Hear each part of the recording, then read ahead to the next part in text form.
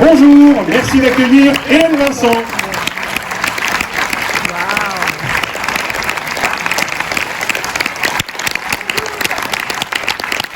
Bonjour tout le monde. Il y a des acteurs qu'on a plus ou moins de plaisir à accueillir, il faut le dire. Eh bien, Hélène fait partie de la deuxième catégorie, celle qu'on a le plus de plaisir à accueillir en Méliès de Montreuil. Oui, vraiment. Mais oui. Mais faut le dire. Peut-être que c'est lié au fait qu'on aime beaucoup sa famille en général et que du coup ça nous est d'autant plus cher. A fortiori quand elle joue avec un enfant montreuillois par ailleurs qui est dans la salle. Je vais essayer de ne pas écorcher son nom. Carlo Herlos. Ouais. Je sais, ça c'est un peu démagogique, je sais. Non. Ils sont magnifiques. Est-ce qu'on dit un petit mot de présentation très rapide du film? Très rapide. Enfin, alors faire de mon mieux. Alors le film raconte l'histoire de deux femmes qui, dans leur grand âge, ont décidé d'aller vivre calmement, doucement, tranquillement à la campagne, profiter de la nature et de leur métier. Ces deux femmes, elles ont des problèmes avec leurs enfants. Elles ont chacune un. Moi j'ai une fille interprétée par Vicky Vincanier, avec laquelle je dois dire que les relations sont des plus tendues. Et quant à Marie-Claude, qui est interprétée par José Malasco, son fils est en prison pour des bêtises qu'il a fait, dont on ne saura jamais quelles elles sont. Et on peut s'arrêter là, c'est le tout début du film. Voilà, c'est pas mal. C'est vachement bien. Remarquable. Bravo. Donc on sera rejoint à l'issue de la projection par un certain François Ozon, et on est très content qu'il revienne de Méliès. Je signale que cette séance, pendant notre festival, a été la première complète dans l'ordre chronologique avant la séance Noémie Mérange-Judith Godrèche, ce qui est quand même un signe que le film suscite un très fort désir. Merci beaucoup Hélène, et à tout à l'heure. Si quelqu'un avait une place pour Hélène Vincent, ce serait super. C'est ça, le réservé, c'est ça? Mais tout le monde se bat pour être assis à côté d'elle. Là, c'est possible. Trop tard. On comprend que vous auriez dû en filmer nous. On est trop près là. On est trop près là, il y a une autre là-bas. C'est tout de suite. C'est comme à la maison. Hein. Là-bas. Oui. C'est bon, tout le monde est content? On y va alors? Oui.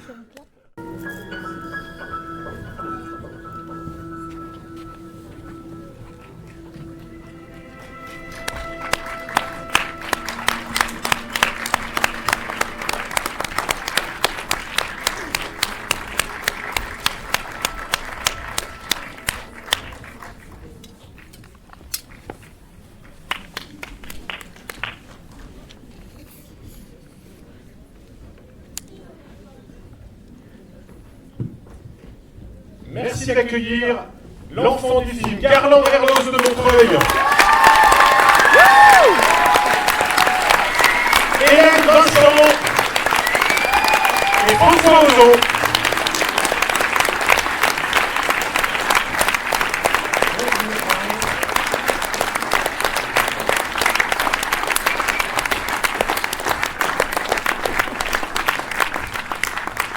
Je vais le refaire. Et Hélène Vincent.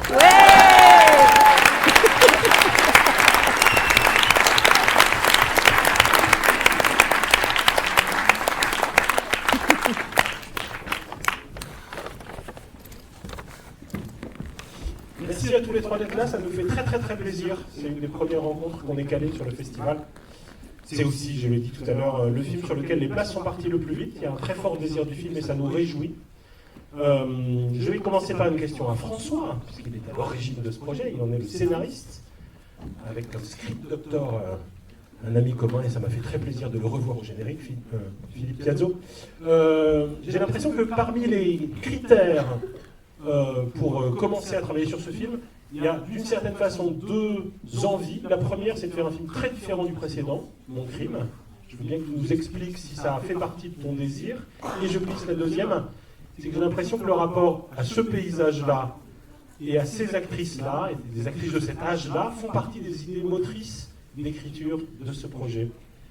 Oui, c'est vrai que Mon Crime était un film qui jouait beaucoup sur l'artifice, sur la théâtralité, qui était une comédie, et j'avais envie de... Souvent on fait un peu un film contre le précédent, pas toujours, mais des fois oui. Et là j'avais envie de filmer la nature, de revenir dans des décors naturels. J'avais tourné beaucoup en studio pour Mon Crime. Et il se trouve que j'aime beaucoup la Bourgogne, j'y ai passé beaucoup de temps dans mon enfance, donc j'avais envie de tourner cette région, en plus en automne, qui est de mes saisons préférées. Donc voilà, c'est parti un peu d'un lieu, d'un climat, d'une saison, et puis très vite m'est revenu en tête un souvenir d'enfance que j'avais avec une de mes grandes tantes qui avait organisé un repas de famille quand j'étais enfant, et elle avait ramassé des champignons dans la journée, et le soir, toute la famille a terminé à l'hôpital, très malade, sauf elle, parce qu'elle n'en avait pas mangé. Et moi, enfant, voilà, j'étais déjà un peu malicieux, j'ai adoré cette histoire parce que je me disais que ma tante essayait de zigouiller toute la famille. Et voilà, donc je suis reparti de cette histoire en me posant la question, est-ce qu'à chaque fois qu'on cuisine des champignons, on n'a pas envie secrètement de se débarrasser de quelqu'un? Je suis content que tu m'aies jamais invité à manger chez toi. En fait. Je suis assez content que tu m'aies jamais invité à manger chez toi finalement. Je ne sais pas les ramasser, enfin voilà. Et donc voilà, c'est parti de ça. Après, bon, j'ai pensé à ma grande tante qui était quand même assez âgée. Et c'est vrai que j'avais envie depuis longtemps de retrouver des actrices plus âgées. Dans Mon Crime, c'était 2 jeunes filles. Et là, j'avais envie de travailler avec des femmes de plus de 70 ans, 80 ans, parce que je trouve qu'elles sont assez invisibilisées dans le cinéma, où souvent elles ont des rôles très caricaturaux, secondaires. Là, j'avais envie de vraiment leur donner le rôle principal. Puis j'avais envie de filmer la vieillesse. Qu'est-ce que c'était qu'être à la retraite, une vie à la campagne? Peut-être que je me prépare moi-même.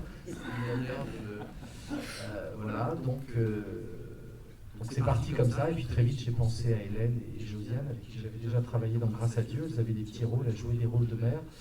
Et voilà, je les avais beaucoup aimées comme actrices, et j'avais envie de leur donner des rôles plus importants. Donc, tu dis très vite, à l'écriture déjà, ou une fois que le scénario... À l'écriture, un petit peu, mais on pense à plein de gens. Et très vite, je me suis dit, oui, Hélène, elle sera... Moi, j'étais pas sûr, mais bon, quand je lui ai envoyé le scénario, et la première chose que je lui ai demandé, c'est est-ce que vous êtes en forme, Hélène? Parce que le tournage, je savais que ça allait quand même porter sur les épaules. On peut le dire, oui. Voilà. Et Hélène, vous avez accepté pourquoi ce film-là? Enfin, qu'est-ce qui vous touchait dans le scénario? Vous avez vu là? Oui. Vous imaginez qu'on refuse un rôle de cette qualité-là? Je n'imagine absolument pas. De cette complexité-là? Ouais. Non, voilà. Vraiment, c'est un grand cadeau qui m'est arrivé comme ça dessus. Voilà. Et j'étais en forme, et donc Oui. il a accepté de travailler avec moi. Il y a cru. Et le fait d'être en... Ah, voilà! Enfin, un cri du cœur!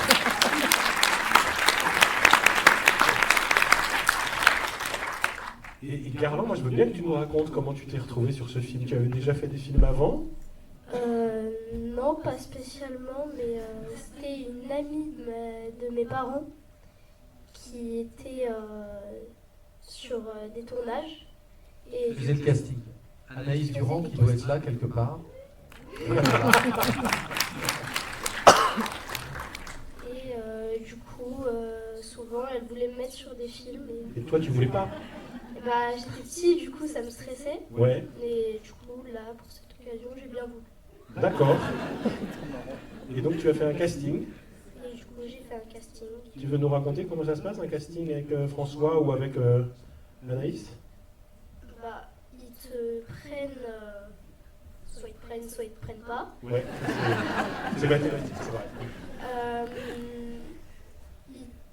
Ils te demandent ce que tu peux faire, comment ça... Ils disent ce qui pourrait se passer. Et soit tu le fais, soit tu le fais pas. Tu l'as fait toi? Et du coup, je l'ai fait. Ouais. Moi, je ne connaissais pas Garland, mais je connaissais son frère. Ouais. Il avait joué dans un clip que j'avais fait pour Françoise Hardy. Oh. Voilà, donc voilà, c'est la connexion Montreuil. Et donc, quand Naïs m'a dit, je pense à un petit garçon qui est le frère, voilà. Donc, on s'est rencontrés et on a fait des essais avec Garland, très vite avec Hélène d'ailleurs, ils se sont vus tous les deux. Et moi, ce que j'ai aimé, c'est que Garland était très juste tout de suite, très secret. Et je trouvais que ça correspondait bien au personnage de Lucas, qui garde tout en lui, qui est un peu dans un état de sidération par rapport à ce qui arrive. Et, je ne sais pas si ça t'a plu finalement. Moi, j'ai plutôt trouvé ça bien. D'accord. Plutôt, voilà. Le film ou l'expérience? Les deux. T'as 13 sur 20, quoi. Ça va ou pas? Tu as 13 sur 20 à peu près, plutôt. Alors, est-ce que, pour revenir au thème du film, c'est quand même un film aussi où tu fais un retour sur la mise en scène de la famille, qui a été dès tes tout débuts un des thèmes fondateurs de ton cinéma, dès les courts-métrages. Et moi j'ai le sentiment qu'il y a, par rapport à ces débuts-là, que j'ai suivis aussi depuis longtemps, ça ne nous rajeunit pas du tout, une espèce de douceur supplémentaire, alors même qu'il y a quand même une espèce d'ironie et d'humour dans le film, mais il y a quand même quelque chose de plus tendre, parce que fondamentalement c'est une sorte d'histoire de famille recomposée, même si elle est recomposée par un acte potentiellement brutal. Oui, pour moi, effectivement, il y a une noirceur évidente dans ce qui se passe. Il y a quand même 3 morts dans cette histoire.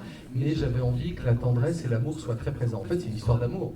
C'est une histoire d'amour contrarié entre une mère et une fille. Mais par contre, il y a beaucoup d'amour qui circule avec le petit-fils entre la grand-mère et le petit-fils. Et puis, effectivement, les liens du sang ne sont pas ceux qui sont privilégiés. C'est plus une reconstitution de cellules familiales à la fin. Ça m'intéressait de montrer voilà, que dans la vie, avec les deuils, les choses se reconstruisent de manière étrange des fois, pas forcément morale, mais quand même, il y a quand même beaucoup d'amour qui circule, et ça c'est important. Alors peut-être c'est dû à ma maturité maintenant, voilà. Quand j'ai fait sitcom, c'est vrai qu'il y avait une volonté il y avait une part d'agressivité autour de la famille, c'était vraiment sur la mort du père. Là, c'est plus, on reconstruit une famille. Et en même temps, un des liens entre les personnages, c'est les pères absents pour le coup. C'est les pères absents, ce sont les pères absents. Oui, c'est vrai. Y compris le lien avec la policière, par exemple, qui, elle aussi, attend un enfant d'un père disparu. C'est vrai. Je ne sais pas quoi en dire. Je vois.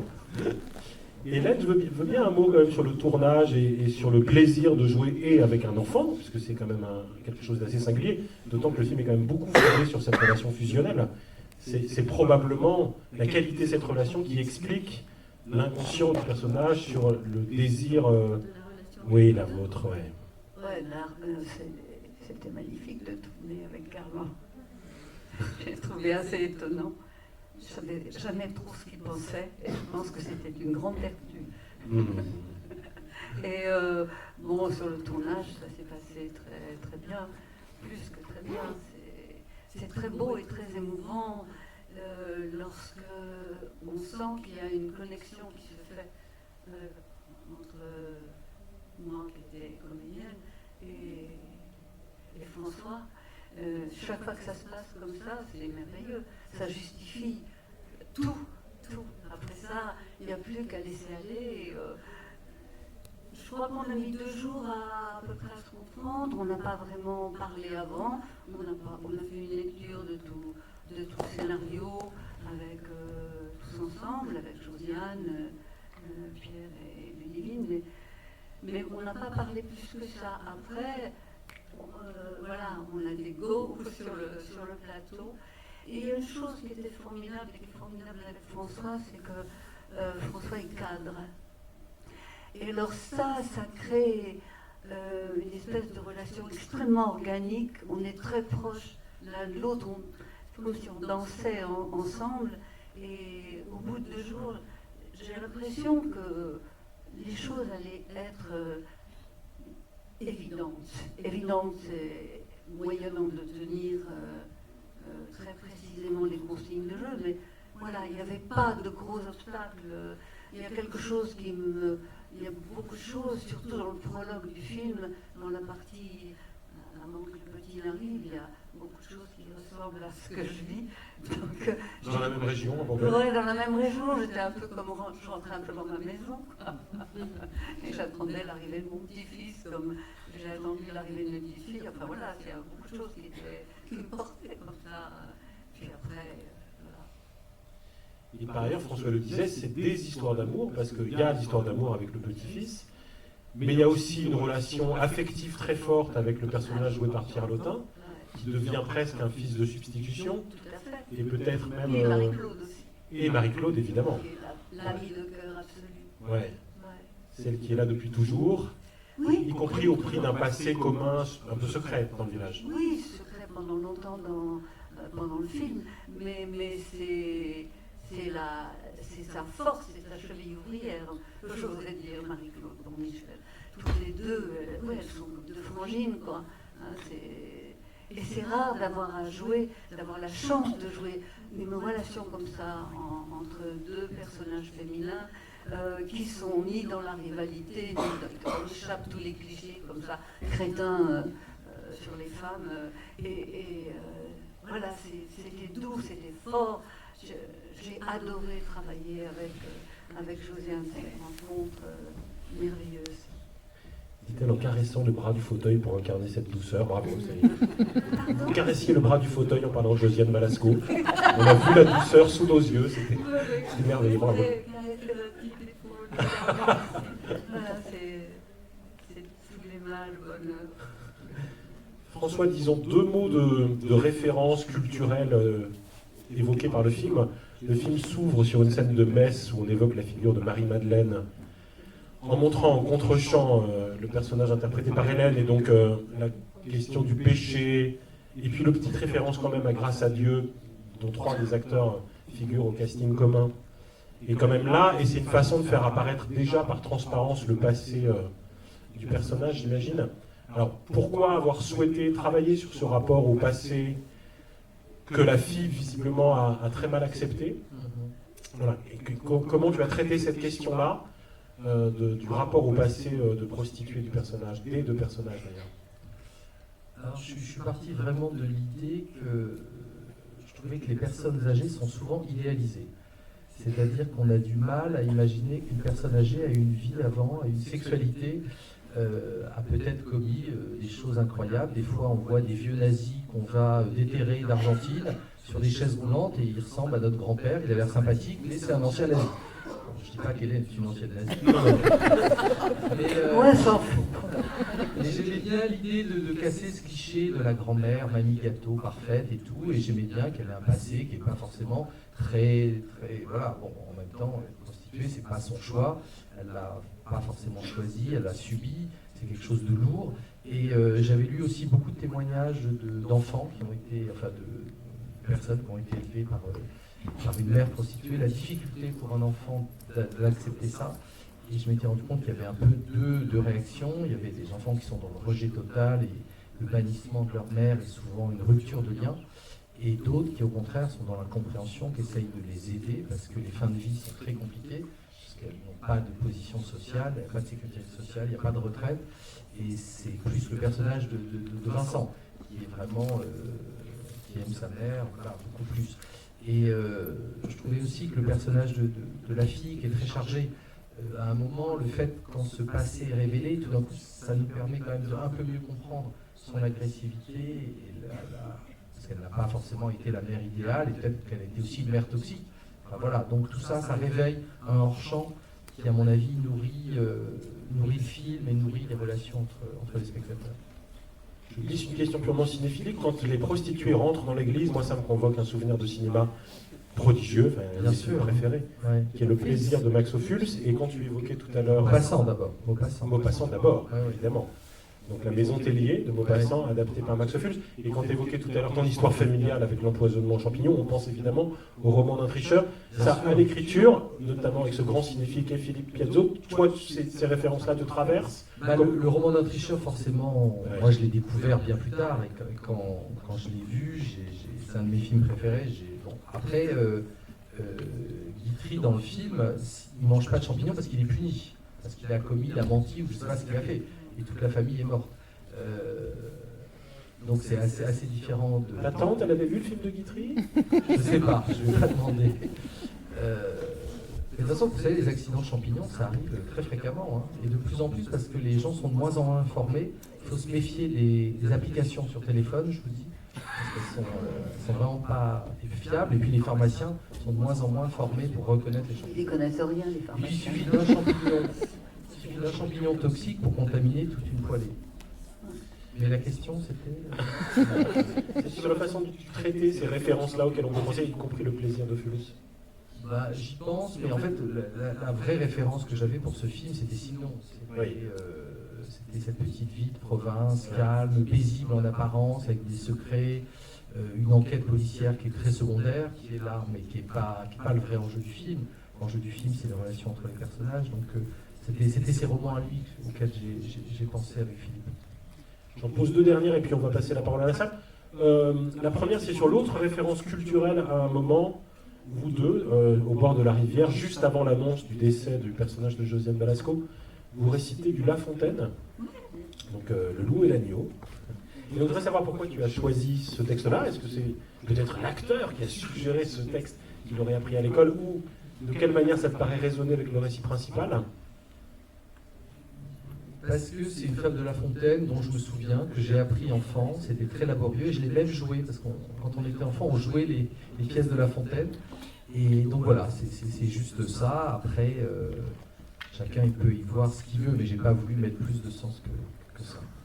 Parce que, évidemment, cette fable a comme particularité que la morale est au début, sur le rapport entre les faibles et les forts, etc. Alors évidemment, la question de la morale, on n'en a pas parlé frontalement, mais elle est très centrale dans le film. Dans quelle mesure il est moral ou pas de se sentir mieux après le décès de sa fille? Et du coup, dans quelle mesure ce décès est ou non volontaire, avec ce flottement qui donne même lieu à un interrogatoire, où le personnage se met à douter d'être ou non à l'origine de l'empoisonnement et des disparitions. Hélène. Ouais, mais la morale pour Michel, oui, c'est quelque part, mais en priorité, il y a son désir puissant de vivre jusqu'au bout et de, ma foi, s'il faut mettre un peu de poussière sous le tapis, bon, voilà, c'est pas si grave. Si elle considère sur la balance l'amour qu'elle a pour son petit-fils et les choses troubles qui se passent, dont elle n'a pas de certitude à certains moments dans le film, le plateau il penche du côté du petit gamin. Son amour justifie tout pour elle. Voilà. Le reste, ma foi, elle sait quand même assez tardivement. Hein. Avant, peut-être soupçonne-t-elle quelque chose. Oui, mais il y a quand même quelques petits moments de jeu sur lesquels je veux bien que vous répondiez l'un et l'autre, qui sont ces petits temps suspendus où elle regarde dans le vide, y compris au moment de la fabrication, de la préparation des champignons. Oui, mais il y a comme un soupçon d'Alzheimer qui arriverait là. Un soupçon de ça. Mais c'est pas... Parce que vous y avez vu quoi? De la pensée? Ah non, mais tout à coup, il y a une absence du personnage et on peut se dire, y compris quand on revoit le film, que là, il y a la question de l'intentionnalité. François hoche la tête. Pour moi, alors, Isabelle Huppert a vu le film et elle m'a dit c'est un film sur l'inconscient. Oui. Et je trouve qu'elle a raison. Voilà. C'est Oui. sur les actes manqués, sur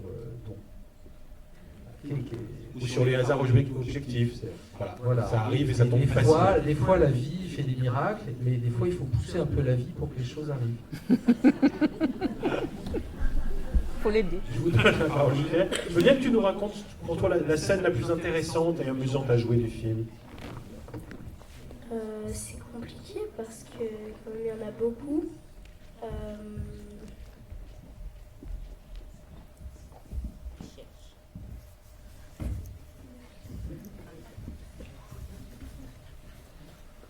Ou la plus dure, s'il y en a une qui te vient à l'esprit. François avait envie de souffler, je crois. peut-être celle dans l'hôpital Ouais. où il y a ma mère qui est dans la salle, on ne la voit pas, mais où on est assis sur des bancs et on attend Marie-Claude.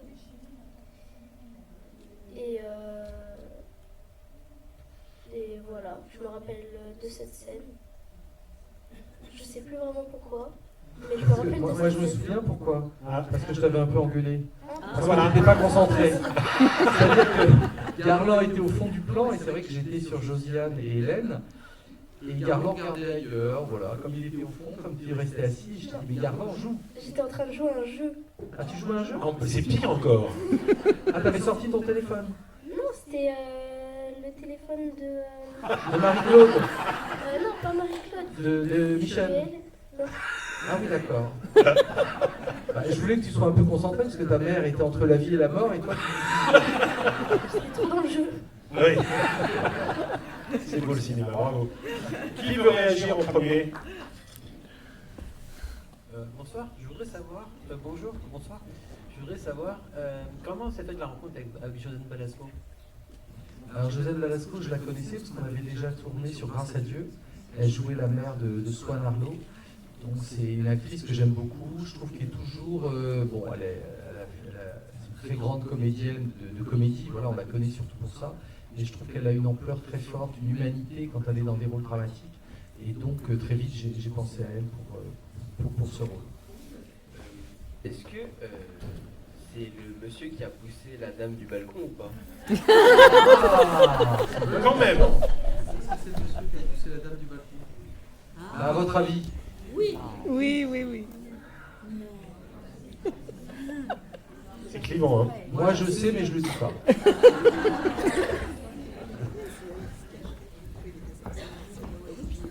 Ça.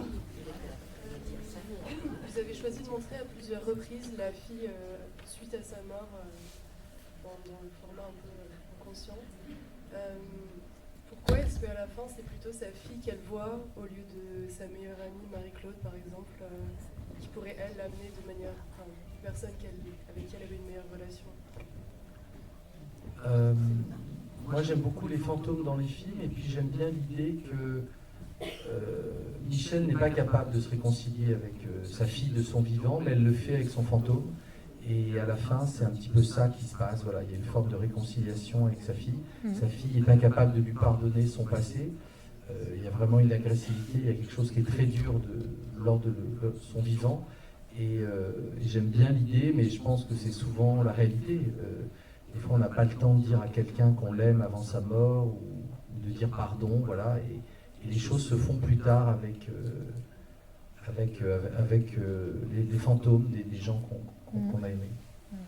Et tu n'as pas envisagé de faire aussi apparaître le fantôme de Josiane Balasco? Non, mais au moment où Hélène est interrogée par la commissaire, elle tourne la tête vers la fenêtre et elle voit à la fois sa fille et une photo de Marie-Claude. Et elle choisit Marie-Claude. Exact. Une autre Dans question? sa réponse. Oui. Bonjour. Je ne sais pas si vous donnerez la réponse non plus, mais qu'est-ce qu'il en est du fils est-ce qu'il reconnaît vraiment Pierre sur les photos et pourquoi il fait un peu l'impasse là-dessus?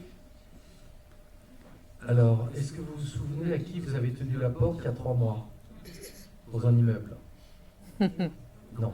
Après, je pense que Lucas ne connaît pas Vincent. À ce moment-là, Vincent était en prison. Peut-être qu'il l'a croisé, si on imagine que Vincent a été 4-5 ans en prison, il l'a peut-être croisé quand il avait 3 ans. Donc il ne le connaît pas. Après, moi, ce qui m'intéressait dans la scène avec le commissaire, ce qu'on a joué avec Garland, c'est que Garland, il écoute la commissaire, qui le guide, et elle lui suggère que ça peut être Vincent. Et lui, il décide que non. Voilà. Là, il fait un choix. Mais je pense qu'il ne se souvient plus. Mais peut-être qu'il le reconnaît. Je ne sais pas qu'est-ce que tu as joué, Garland. Quand tu dis non.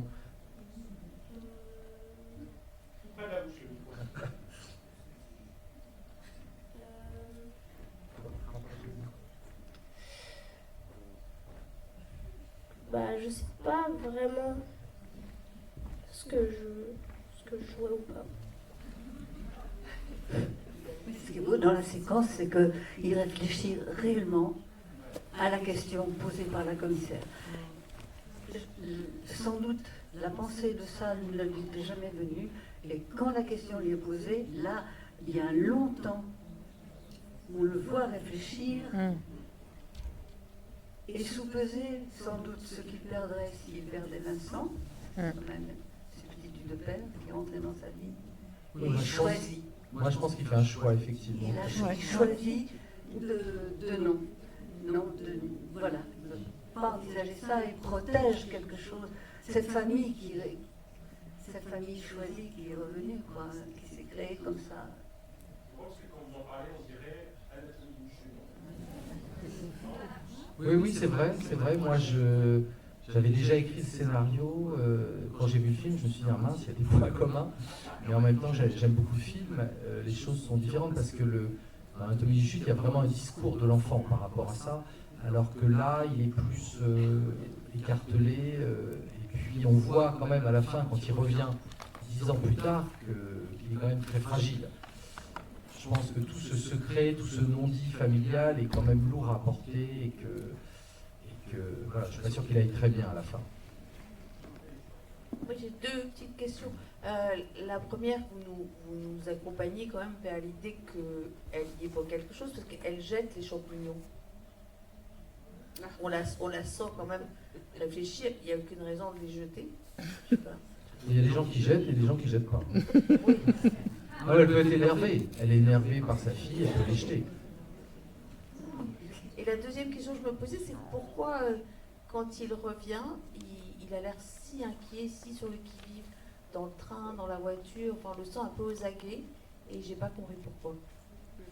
C'est un peu la réponse à la question d'avant. Je pense que déjà, c'est un adolescent.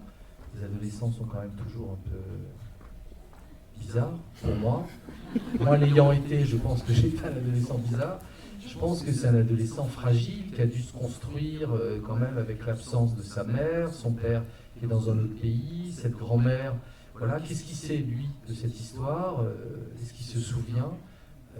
Il dit qu'il aime les champignons alors qu'il n'en avait pas mangé. Voilà, donc il y a tous ces éléments. J'avais envie qu'effectivement on se pose des questions sur ce personnage et j'ai demandé à l'acteur Paul Bourpère effectivement d'avoir cette fragilité, cette ambivalence. Alors c'est vrai qu'on a fait un débat, il y a quelqu'un du public qui pensait qu'il allait zigouiller toute la famille à la fin.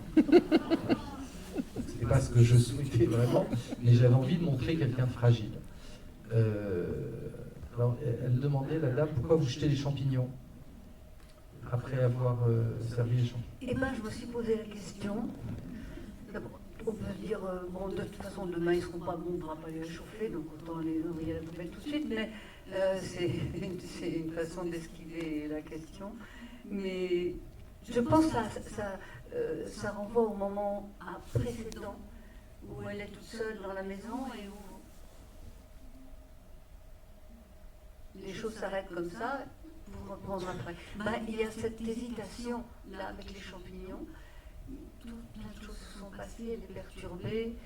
Et bon, allez, go, on met à la poubelle. C'est pas plus que ça. Je pense pas qu'il y ait une énorme décision.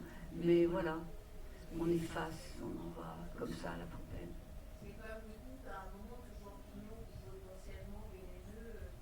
Bien sûr. Oui, tout à fait. On avait filmé la suite et je ne l'ai pas montée.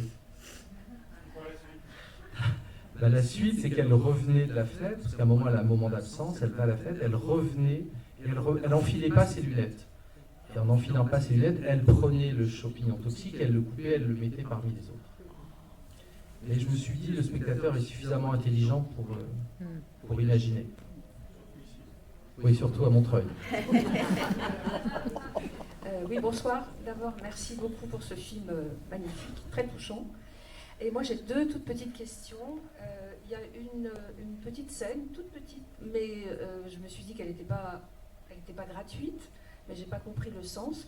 C'est quand donc Michel est dans l'église, toute seule, et puis il y a un petit garçon qui vient lui gratter les genoux, enfin, et elle lui dit où est ta maman. Donc je me suis dit, pourquoi cette scène? Qu'est-ce qu'on essaie de nous dire? Et puis la toute dernière image du film, quand le petit garçon découvre Michel tombé dans le trou et morte, Il n'a pas de réaction, il crie pas, il dit rien et il retourne à la voiture. Donc j'ai pas Il pleure quand même. Il pleure, oui. Il pleure, il y a une larme, et puis il est quand même bouleversé. Il appelle Vincent. Ah, je l'ai pas vu, je l'ai pas entendu. Il faut revoir le film. Non, j'ai eu l'impression qu'il retournait à la voiture comme ça. Oui, il retourne à la voiture, mais il est bouleversé, mais il voit qu'elle.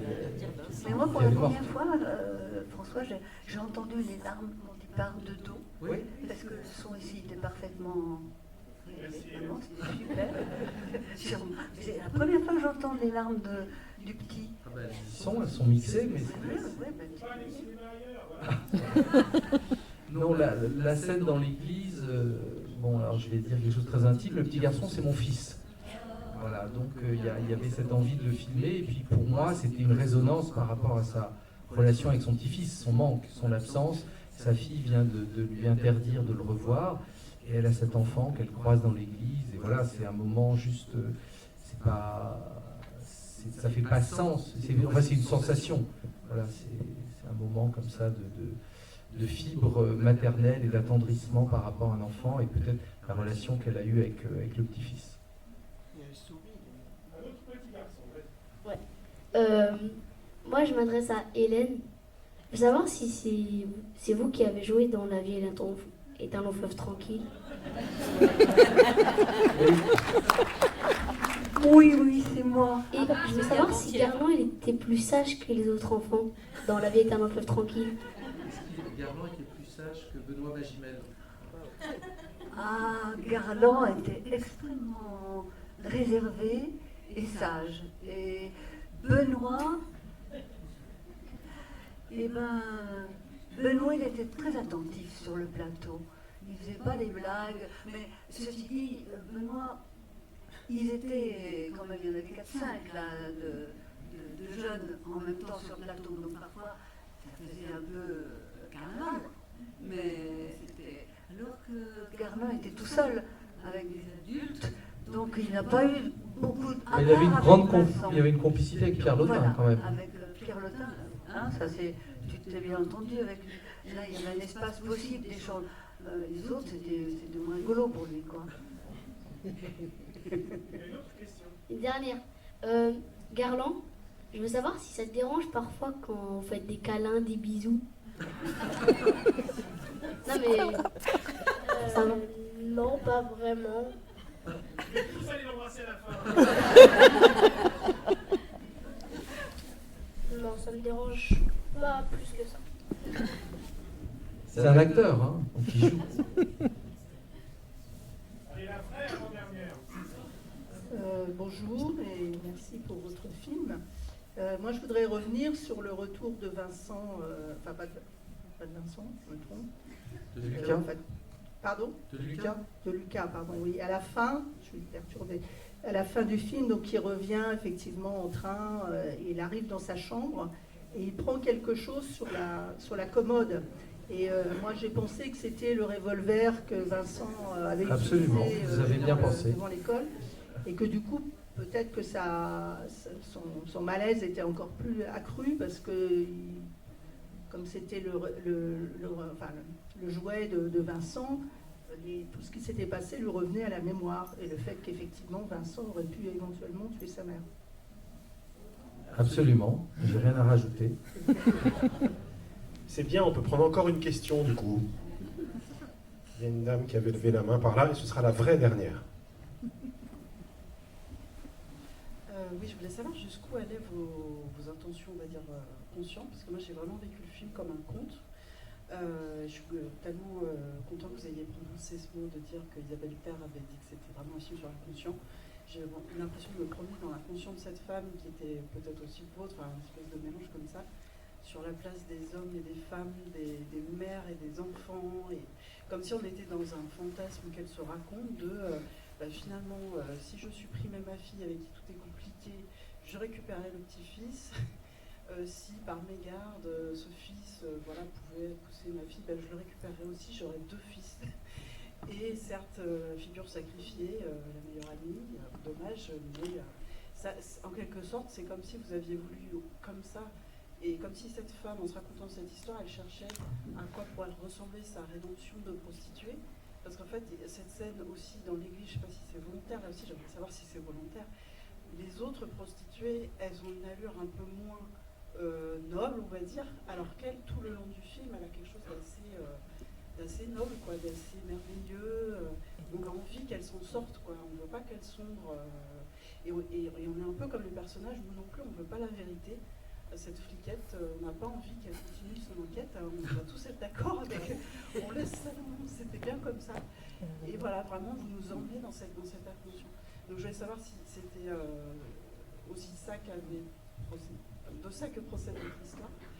Il y a aussi quelque chose qui m'a frappé quand la grand-mère du petit-fils revenu qui est devenu grand, il est beau, il ressemble à sa mère. Je me suis dit, est-ce que ça va jusque-là où cette idée que les femmes voudraient sacrifier les autres femmes, parce que finalement, et que le seul moyen d'aimer des hommes, c'est qu'ils aient quelque chose de féminin. Enfin, il y a quelque chose là qui est très puissant par rapport à l'histoire, j'ai trouvé. Et en vous écoutant tout à l'heure, je me suis demandé cette histoire de champignons et ce petit geste qu'a Michel, où il y en a un qu'elle met de côté, alors qu'il ressemble à l'image, celui-là, elle le met de côté. Et elle le pose, et puis elle en prend un autre, et celui-là, elle le met de côté. Et ces champignons, ils ont quelque chose de fait. Est-ce qu'avec son histoire de prostitution, elle a intoxiqué sa fille? Enfin voilà. Je ne sais pas jusqu'où. Ça fait beaucoup de questions là. Vous êtes psychanalyste? Et vous devriez être critique de cinéma, je crois par ailleurs.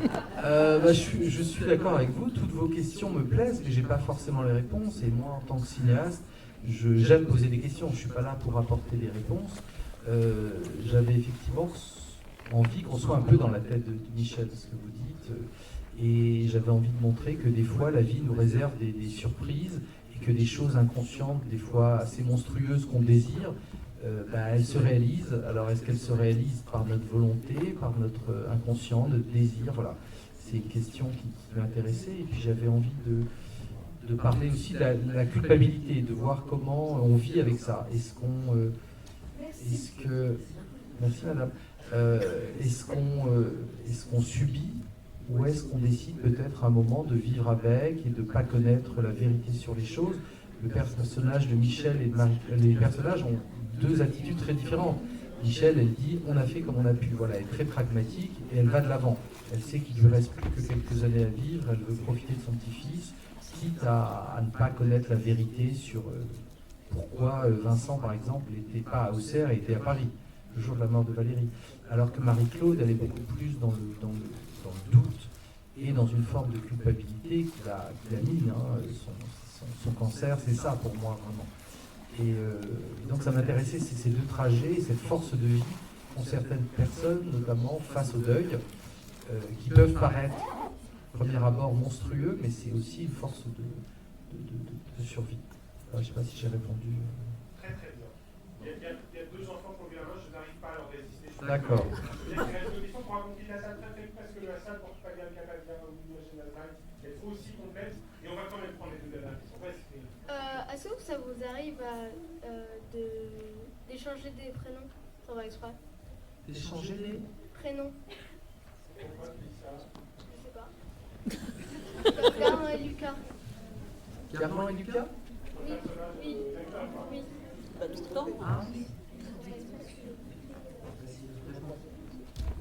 C'est-à-dire sans faire exprès se louper de prénom et à la place de dire Lucas, dire Garland. Ouais.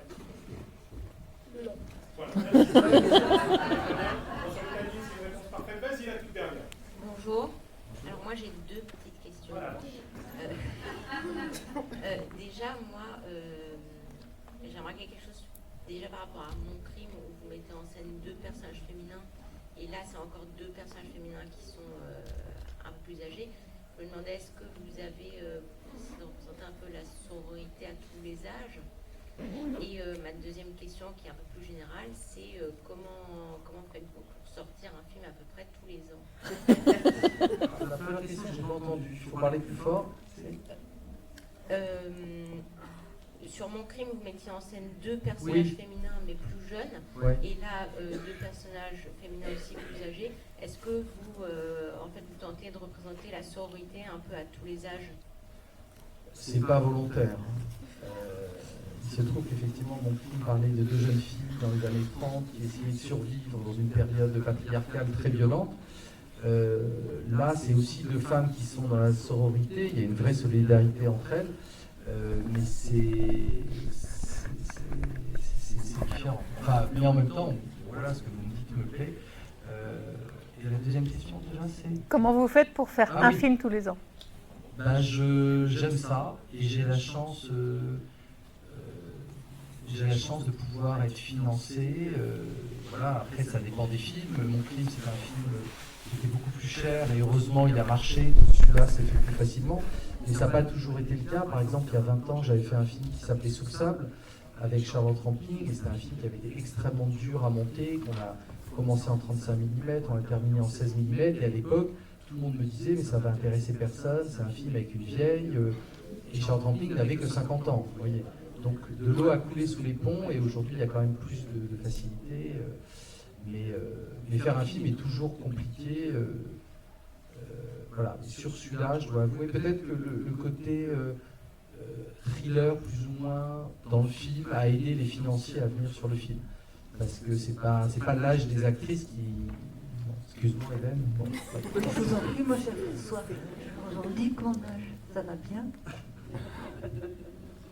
En tout cas, le film est très réussi. N'oubliez pas qu'il y a un prix du public et donc n'oubliez pas de voter à la sortie et de sortir très rapidement. Je finis avec 2 cadeaux individuels. François, tu as reçu un courrier et Hélène, il y a un petit champignon de la Maison de Lièvre dans lequel vous avez tourné. C'est un cadeau personnel d'une des spectatrices. Merci beaucoup et merci à tous les 3.